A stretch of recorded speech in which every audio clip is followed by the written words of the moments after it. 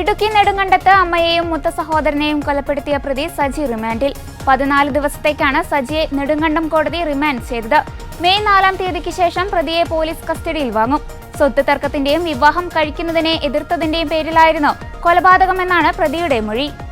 പച്ചടി സ്വദേശികളായ മേരിക്കുട്ടിയെയും മൂത്ത മകൻ റജിയെയും കാണാതായ സംഭവത്തെക്കുറിച്ച് ഞായറാഴ്ചയാണ് പോലീസ് അന്വേഷണം തുടങ്ങിയത്. ഇതറിഞ്ഞയുടൻ ഇളയ മകൻ സജി വൈകിട്ടോടെ ഒളിവിൽ പോയി. വീടിന് സമീപത്തെ മലമുകളിലാണ് 2 ദിവസം കഴിച്ചുകൂട്ടിയത്.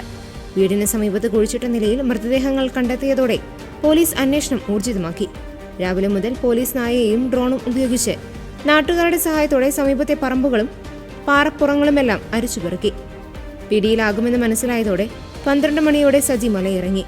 ഇത് കണ്ട നാട്ടുകാർ പോലീസിന് വിവരമറിയിച്ചു. പോലീസ് എത്തി സജിയെ കസ്റ്റഡിയിലെടുക്കുകയായിരുന്നു. വീട്ടിനുള്ളിൽ വെച്ച് സഹോദരനെയും അമ്മയെയും കൊലപ്പെടുത്തിയ ശേഷം കുഴിച്ചു മൂടുകയായിരുന്നുവെന്ന് സജി പോലീസിനോട് സമ്മതിച്ചു. സജി ഒറ്റയ്ക്കാണ് 2 കൊലപാതകങ്ങളും നടത്തിയതെന്ന് പോലീസ് പറഞ്ഞു. സഹോദരൻ റജിയെ മർദ്ദിച്ചും കഴുത്തിൽ തോർത്തു മുറുക്കിയുമാണ് കൊന്നതെന്നും അമ്മ മേരിക്കുട്ടിയുടെ മുഖത്തടിച്ചെന്നും ഭിത്തിയിലേക്ക് എറിഞ്ഞെന്നും പ്രതി പോലീസിന് മൊഴി നൽകി. മൃതദേഹങ്ങൾ 2 ദിവസം ഗ്രീൻ നെറ്റിൽ പൊതിഞ്ഞുവെച്ചു. 3-ാം ദിവസം കുഴിച്ചിട്ടു. സംഭവത്തിന് ശേഷം സജി ദിവസങ്ങളോളം വീട്ടിൽ തന്നെ കഴിയുകയും ചെയ്തുവെന്ന് പോലീസ് പറയുന്നു. 2018-ൽ സജിയുടെ പിതാവ് മാത്യുവിനെ കാണാതായ സംഭവത്തിലും പോലീസ് തുടരന്വേഷണം നടത്തും.